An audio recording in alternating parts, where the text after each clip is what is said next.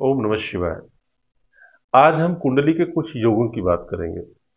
यानी जनरली आप देखते होंगे कि आपकी पत्रिका में 2 या 2 से ज़्यादा ग्रहों का योग किसी न किसी एक भाव में होता है। नहीं भी होता, वो एक अलग का एपिसोड है, लेकिन कम से कम 2 ग्रह किसी न किसी एक भाव में होते ही होते हैं। तो इनका क्या मतलब होता है, इस बात को हम समझेंगे। सबसे पहले हम समझेंगे कि यदि सूर्य और गुरु की युति किसी भी भाव में, ये एक दिखाता है कि व्यक्ति धार्मिक प्रकृति का होगा। क्योंकि सूर्य ग्रहों के राजा हैं और धार्मिक मंत्री हैं गुरु।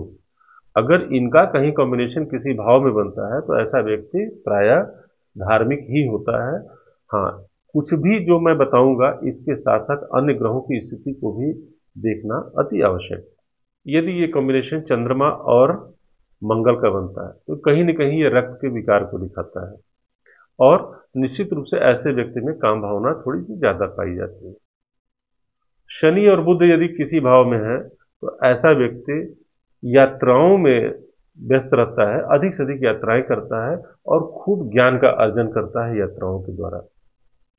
जैसा कि आपने अथातो घुमक्कड़ जिज्ञासा किसी एक मैंने पढ़ा था, उसमें लेखक ने यात्राओं के बारे में लिखा था। तो निश्चित रूप से अगर आप उनकी कुंडली मिल जाए, हमारी समझ से गणेश शंकर विद्यार्थी जी की थी, तो आप पाएंगे कि उसमें शनि और बुध का कॉम्बिनेशन किसी न किसी एक भाव में अवश्य होगा।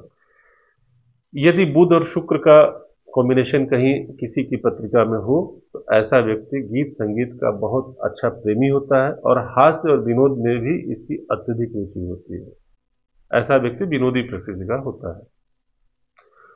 और जिस कॉम्बिनेशन को सबसे खराब माना जाता है यानी सूर्य और शनि का कॉम्बिनेशन, तो ऐसा व्यक्ति बहुत मैच्योर प्रकृति का होगा और अपने कार्य से नाम अर्जित करता है, ऐसा देखा गया।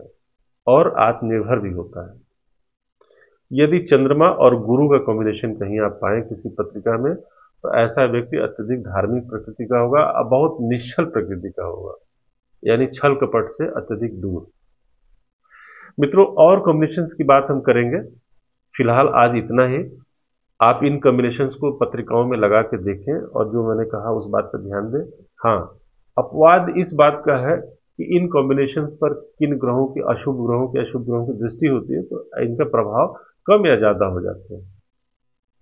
धन्यवाद।